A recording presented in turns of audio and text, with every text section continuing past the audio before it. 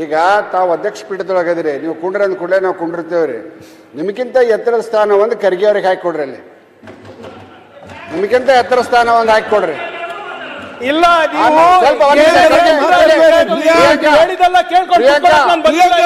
ಪ್ರಿಯಾಂಕಾ ಆರೋಗ್ಯಕ್ಕೆ ಏನಾರ ಆರೋಗ್ಯಕ್ಕೆ ಏನಾರ ಆಗಿತ್ತು, ಬಹಳ ಹೀಟ್ ಆಗಬಾರ್ದು, ಬಹಳ ಹೀಟ್ ಆಗಬಾರ್ದು. ಆರೋಗ್ಯಕ್ಕೆ ಏನಾರ ಆಗಿತ್ತು, ಜನರ ಆಶೀರ್ವಾದ ಇದೆ ನಮ್ಮ ಮೇಲೆ. ಸುನೀಲ್ ಮೊನ್ನೆ 3 ಬಾಯಿ ಎಲೆಕ್ಷನ್ ಮಾಡೇ ಬಂದಿದ್ದೀವಿ. ಮಂತ್ರಿಗಳು ಯಾಕೆ ಮಾಡ್ತೀರಿ? ಈಗ ಬಾಡಿಲ್ವಾ? ಈಗ 2 ಬರ್ತಾವ ಮಾಡೋಣ.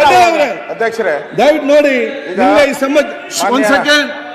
ನಿಮ್ಗೆಲ್ಲ ಈ ಸಬ್ಜೆಕ್ಟ್ ಮುಗಿಸಿ ಸಮಸ್ಯೆ ಮುಂದೆ ಹೋಗ್ಬೇಕಾ ಬೇಡವಾ? ಅದೇ ಅನ್ನಾಗ ಇದೇ ರೀತಿ ಅದು ಮುಗೀತು. ಅವನು ಕೇಳಿದ್ದೀರಿ, ಅವ್ರು ಉತ್ತರ ಕೊಟ್ಟಿದ್ದಾರೆ, ನೀವು ಕ್ಲಾರಿಫಿಕೇಶನ್ ಬೇಕಾದ್ರೆ ಹೇಳ್ತಾರೆ. ಅದರ ಮಧ್ಯೆ ನೀವು ಮಾತಾಡೋದು, ಅವ್ರು ಮಾತಾಡೋದು, ಇಲ್ಲಿ ಮಾತಾಡಿ ಏನೆಲ್ಲ ಮಾತಾಡಿಕೊಂಡು ಸಮಯ ನಿಗದಿಪಡಿಸೋದು ನಮ್ಗೆ ವೇಸ್ಟ್ ಆಗುದಲ್ಲ. ಏನದು ಒಂದು ನ್ಯಾಯಪೈಸೆ ಆಯ್ತು. ಯಾರು ತಪ್ಪದ ಯಾರ್ದು ತಪ್ಪು ಕೆಲವು ಮೆಚ್ಚುಗೆ ಆಗುದಿಲ್ಲ.